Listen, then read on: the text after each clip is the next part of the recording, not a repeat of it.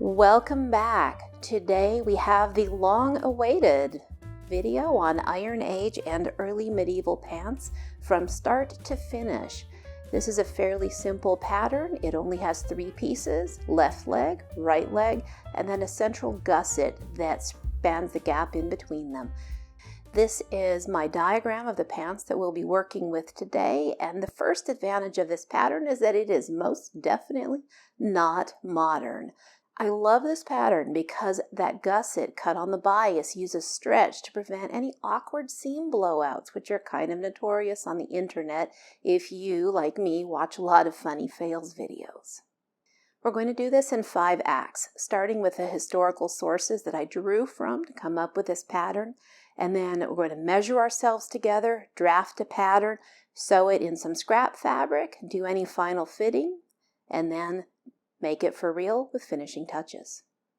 First act, finding sources. Let's start with the oldest pants in the world, which appear to be from the sort of Central Asian steppe.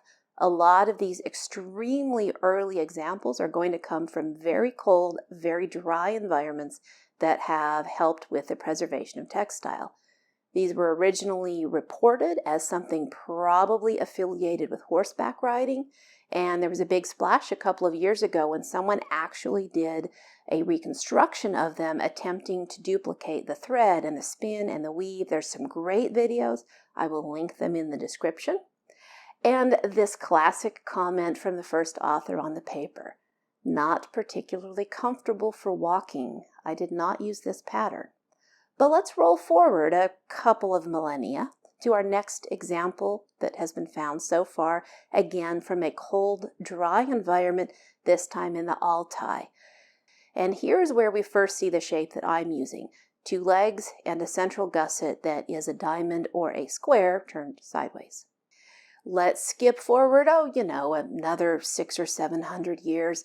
These are linen, presumably undershorts or underpants, with the same structure, in this case reported in German from a Balkan Islands find. Let's, I'm not really sure when these are from. One of the challenges I found is that this pattern that I really love is mostly from Eastern Europe into Central Asia, into the steppe, and then spreading outward from there. And a lot of great publications are in languages I can't read. This particular example was from Pinterest, and the description is translated from Czech and then Russian. That's all I know. I'd love someone who can read these languages, get to these papers, teach me more, please. Comment in the description. Make your own video. Let's get this out there. Again, in languages that I don't read, but Google Translate was able to help with, let's talk about Russian-inspired cultures in South Estonia. Same pattern, same style, again, a linen, possibly an underpant. Here we have all over Russian folk costume, kindly translated by Google with very similar patterning. What about Northern Europe? What about Western Europe? Textile preservation is kind of crappy. You'll see some reconstructions of the skjolda ham trousers, but let's be clear, this is what actually exists. This sort of light-colored textile fabric that you see here, it's all that's left. How was the middle joined? What did it look like? Did it have a gusset? Did it not have a gusset? I don't know. And so I'm sticking with the pattern that I can get good information for, rolling all the way forward now to the 14th century in Nubia.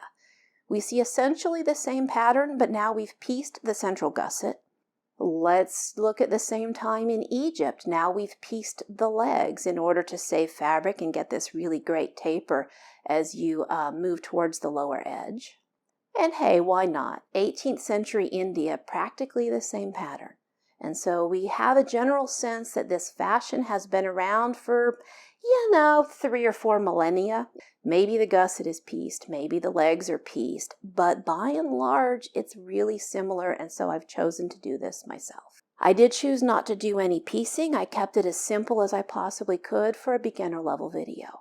So Act 2, let's get going. We are first going to measure ourselves. You're going to start with your biggest circumference. Put that measuring tape on your waist and shimmy it all the way down your body, all the way past your belly, your butt, your hips, and give me the single biggest number you can find. Take that same tape measure. Give me the biggest part of your thigh, probably the very, very top where it joins in at the crotch. Get fresh, measure yourself, get fresh with yourself, have fun. And then which of these is bigger? Take a quick note. 2 legs or 1 torso? Probably 2 legs, not always.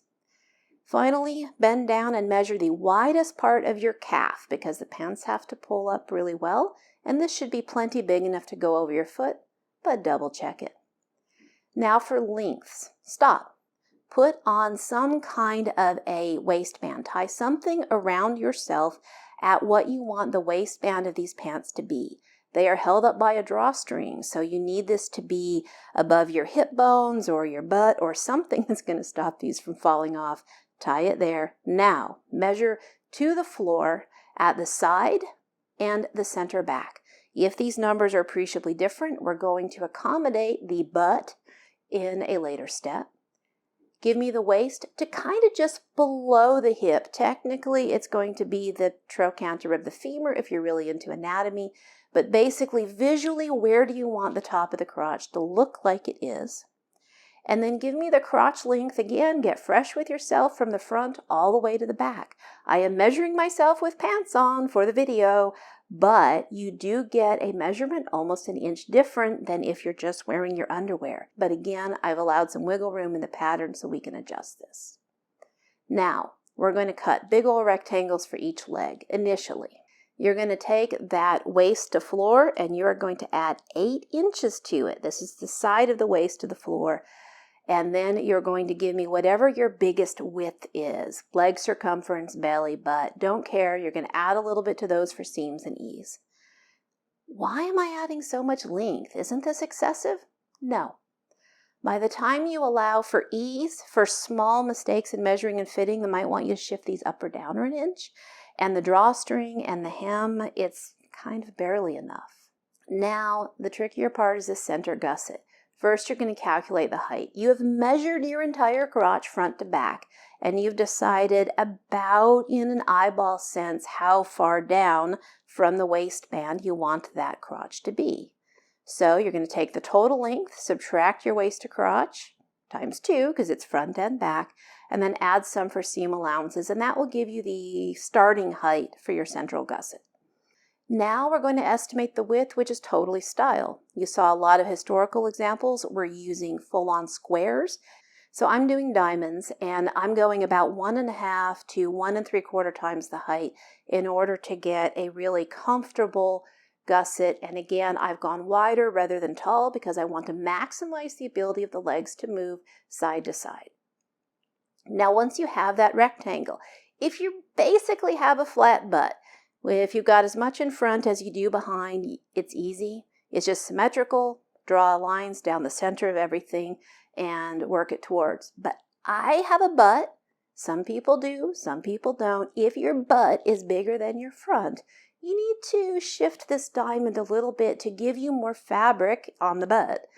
And so in this case, you're going to take that difference between your side waist to floor measurement and your over the butt measurement and multiply this by about 2. Again, it's a starting point.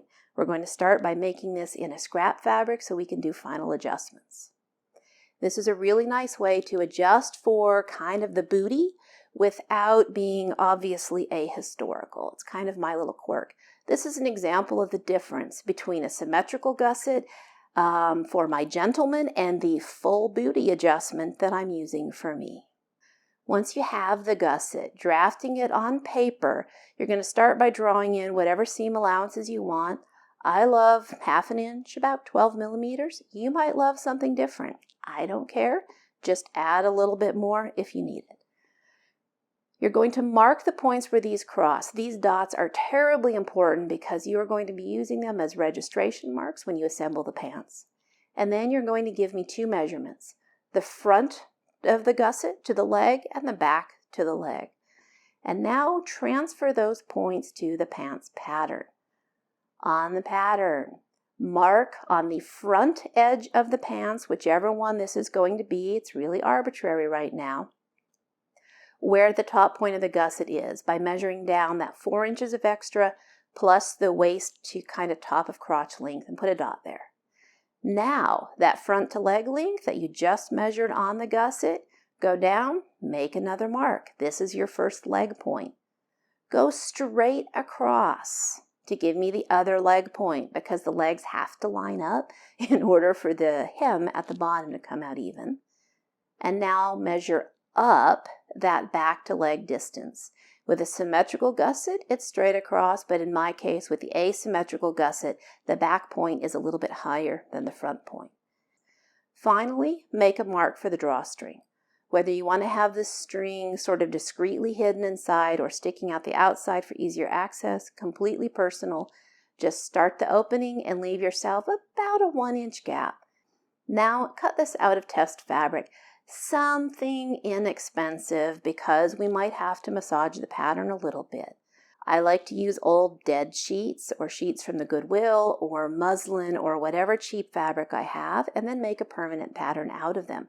You could also just use a relatively inexpensive fabric, make these as a permanent pair and draft it to a paper pattern for the future. But one thing about pants, everybody wants more than one pair, so make a permanent pattern out of something. Now we're going to cut these two legs out on the grain meaning the direction of the weave where there's absolutely no stretch. And we're going to cut the gusset out as far from the grain as humanly possible. I want maximum bias stretch. So you can grab those far corners and pull on them and it'll go stretchy, stretchy, stretchy. And then transfer all of the red dots and the little red X's. So here's an easy way to mark the dots exactly on your fabric by using pins. You just stab a pin straight through the pattern and the fabric from the top, stab another one through from the back to match it, and then slip the pattern out of the way and pin it from the top. And again, we need to match these dots precisely because that is where the gusset is going to line up with the leg. In this case, I'm working with plaid, so after I've marked all of my dots with pins, I'm going to go back and make sure they're exactly lined up to the plaid itself. For marking the gusset, I'm going to do that with chalk. Okay, how's it going? You have everything cut out, ready to go? Let's sew. If you've done a lot of sewing before, honestly, you can just pause here on this, go through all the steps, and then skip forward to the fitting part of the video. I'm going to do the next step for people that are really new to sewing and that might need a little extra nudge to help them line everything up and assemble it well. So here's the diagram, sewing the legs together at the front. Remember to leave a gap for the drawstring opening. Remember to backstitch at the beginning and end of every single stitching line. Remember to keep the right sides together. Once you sew the front edges, slap it together and sew the back edge all the way from the top of the waist to the first dot. Now to pin the center front and the center back together from the top edge all the way to the first point of the gusset. Remember on the center front that you need to leave space for the drawstring casing to open so you can actually get the drawstring out. And mark that again from the pattern onto the fabric and then mark the point of the gusset very, very carefully. I like to use two pins together to remind me when I should stop sewing. And you always want to pin first the top point and then the lower one exactly on the dot before kind of lining everything up, checking your pattern if need be, and pinning the center. Once I've done the front, I'll do the same thing on the back and then take them both to the sewing machine. When you sew the first edge, it's pretty straightforward. You just sew from the top down to your dots. Remember to backstitch at the top and edge of each line. And at this point, you basically have two big rectangles sort of sewn together. But if you grab them and you bring the center seams together in the middle, voila, they are already sort of pants shaped, except, with no crotch. Now that the front and the back are sewn together, we're going to add the gusset. We are going to add each side one at a time. We're not going to try to sew this all at a go, one arm at a time, starting with the top, front, and the first leg. Right sides together, match the dots. Sew as well as you can from dot to dot, and then do it from the front to the other leg. Then do the center back to one leg, center back to the second leg. Do work dot to dot, and do keep track of the front and back of your gusset. Don't get it turned sideways.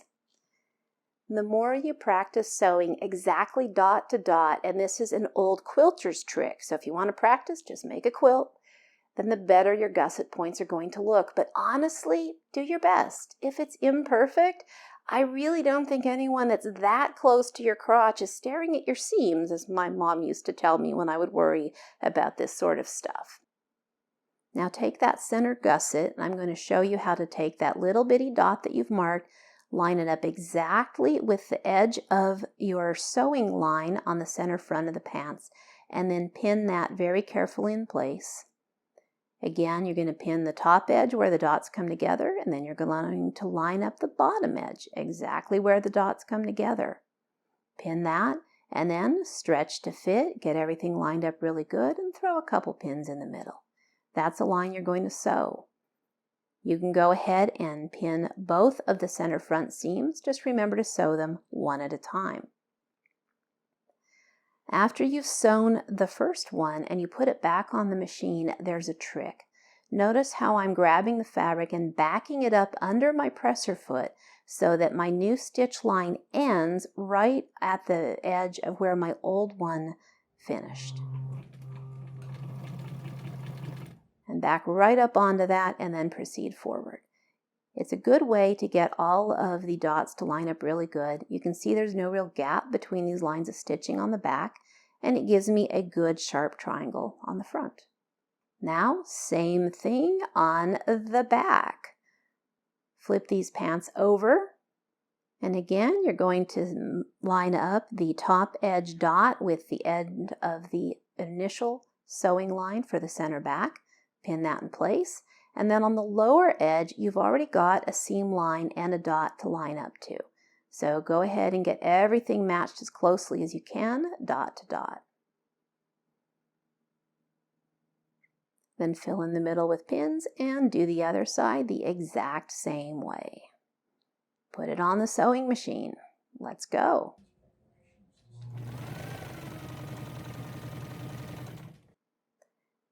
These are now pants shaped with the crotch, and the next step then is to assemble the legs. Now, final step, sew the long seams of the legs together. Now to pin the top of the legs, you need to push the point of that gusset out of the way in order to get the dots right on top of each other and to sew right up to the previous line. Pin the top, pin the bottom, fill in the center, throw it on the sewing machine. When it's all said and done, you're going to have a lot of three-way intersections in the center of these pants. But they are officially pant-shaped. Act 4, fitting the pattern. Right now we have a really boxy draft. And we're going to start at the top and do a little bit fitting all the way down. Some of these steps are more optional than others. Again, tie a cord around your waist. Put your draft on inside out. In this case, I've already done that step. My apologies, forgot to get good pictures. But put your draft on inside out, tuck it into the cord, and arrange it so the top 2 inches is above the cord and kind of fold it over. This is your initial idea of where you might want the waistband. Now, do you like it? If the butt is too baggy or the crotch is too low, pull it up like an inch. And if it's a little bit too in your business, then pull it down an inch. There's enough space in here for you to do either. And then pin this as your new permanent waistline, wherever that is. Now, optional but recommended. You can remove some of the excess fabric from the center front and the center back seams. It reduces the bulk at the waist so you don't have to fight as hard to get the drawstring to suck it back into your waist after being out there, typically for your butt. Now, adjusting the gusset, put it back on. We're going to do another check. The full butt adjustment can be quirky. In this case, you'll see I showed with an arrow how it's pulling a little bit in the inner thigh and bringing in the fabric at a diagonal. And so I needed to increase the gusset width, bring it further down the legs in order to release this tension. Again, if there's too much sagginess in the lower butt, make it a little bit a little bit narrower. And then if you think that the point is just too high and too visible, then you can buy length coming up at the center back, which is what we do with modern pants. Finally, optional, do you want to adjust the leg width? Do you want to taper it in at all? This is up to you. You can taper it most easily from the lower point of the gusset to the lower hem, but if you want more super taper, you're going to have to pick out the gusset and start even higher. Whatever brings you joy. In my case, I only took a few inches off at the bottom because when I tried them on with my leg wraps over them, I found that I liked the look of the full leg. What about the length? You are going to look at all of my examples and you're going to think these are too long. And you're probably wrong. If you're wearing these with any kind of ankle ties or leg wraps or cording or weningas or putti or whatever you want to call them on the lower leg, you need to cut them too long. These are not stretch fabrics. When you sit down and you tuck your legs up to your body, they're going to ride up a few inches onto your ankles, and if you have tied them down to your ankles, they're either going to pull themselves out of the ankle ties or they're going to put a lot of unnecessary stress on the seams because they didn't give. Okay, you have pants, they have been fitted, and hopefully by now you've copied this to a pattern and you've sewn it and gotten to this point in your real fabric, or you're going to just make them in your real fabric to start with. Finishing touches, the first and most important principle, pants have a hard life. It sucks to be pants. People wear them hard.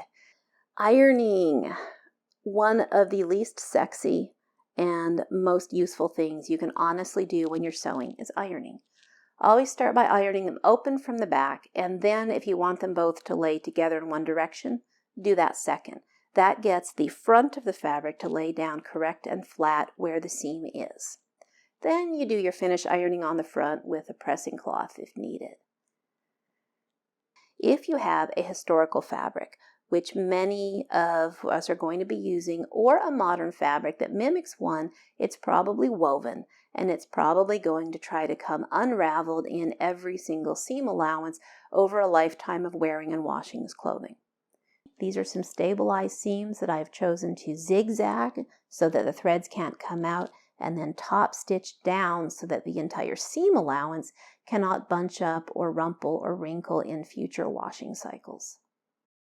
In order to keep things extra flat, you iron each seam allowance to its own side and sew them down separately. For extra toughness, you iron them both to the same side and then sew them down as a sandwich. It depends on where you are in the pants and the weight of your fabric, which of these I would choose. You make your own choice. Now you're ironed, your seams are finished, you finally get to do your drawstring and lower hems. You've already hopefully left a gap for your drawstring. You're just going to fold down the top 2 inches, iron it that way, and then decide whether you want to fold the lower edge a second time to hide the raw edge or just sew it down flat. Folding up the lower hem in the same way, I usually do 1 inch, and again, it depends on your fabric. Some people might want to do 2 or even 4 inches to have more weight in the lower hem, but because I'm wearing these with leg wraps, I want less bulk. Almost done. Now stress points. Every single X and O on that pattern, a place where things join or separate, is vulnerable over the lifetime of these pants to some sort of stress. So reinforce every single one of them across the vertical seams. That's your main direction of force. And add a drawstring. There's a few ways to do this. The free ways are a safety pin or a scrap piece of wire with a loop in one end, which is what I do. But for like $2, you could in fact buy a sewing bodkin. There's a lot of things that you can do. They don't cost much of anything. And you're done. Off to an event. I hope that this video worked for you. I hope that you learned something, and I hope that you enjoy your sewing adventures. Please share with me in the comments if this was successful and if you enjoyed it and if you have any ideas for future videos. I hope that you have a wonderful day, wonderful events, and a great time on your next sewing adventure.